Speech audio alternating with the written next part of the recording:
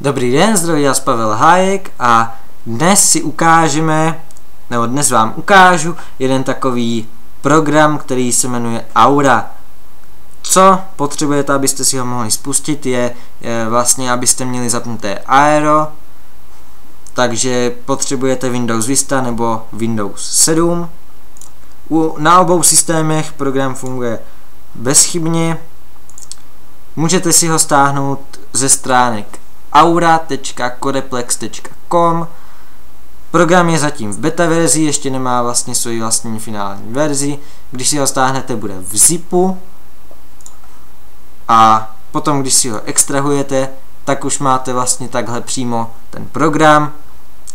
Nic se neinstaluje, pouze spustíte vlastně exe a program běží. V základním nastavení si vlastně program vezme barvu, která převládá v tapetě a použije ji jako barvu motivu Windows, čili změní barvu oken i barvu vlastně tady té lišty dole.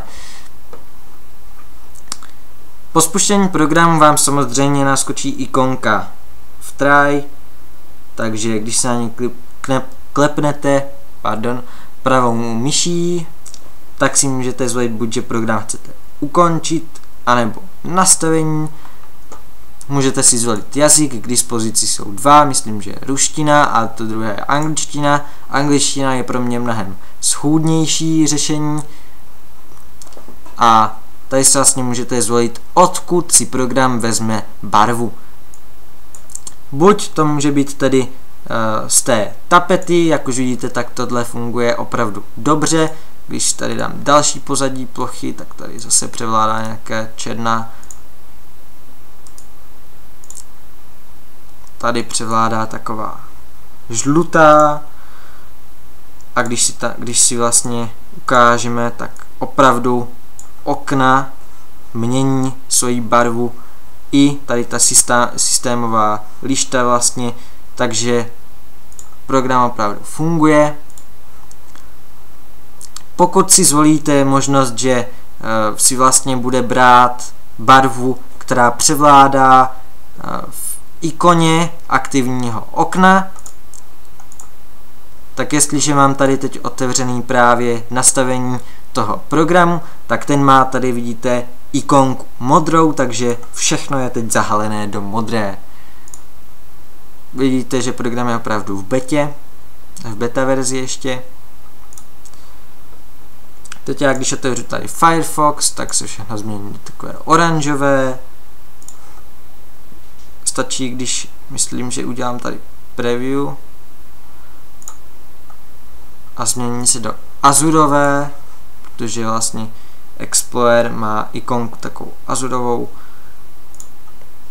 Tady zase záleží, u těch složek záleží na tom, jakou mají ikonu, takže když tady mám hry, které mají u mě ikonu takového play, tak se mi to všechno změní do zelené. Když tady budu mít nějakou obyčejnou složku, tak to bude žluté. Funguje to opravdu dobře, nároky na výkon počítače nejsou prakticky žádné. Jediné, co tady potřebujete, je mít nainstalován Windows 7 nebo Windows Vista a jinak vlastně žádný vliv na ten výkon počítače to opravdu nemá. Ještě jednou můžu říct stránky výrobce aura.codeplex.com. Jedná se vlastně o free program, vlastně je open source kompletně. Můžete si zde najít na stránkách vlastně i zdrojový kód, který můžete potom někde si třeba použít nebo se v něm trochu pošťourat. Takže to je ode mě asi tak vše a já se těším zase někdy příště. Naslyšenou.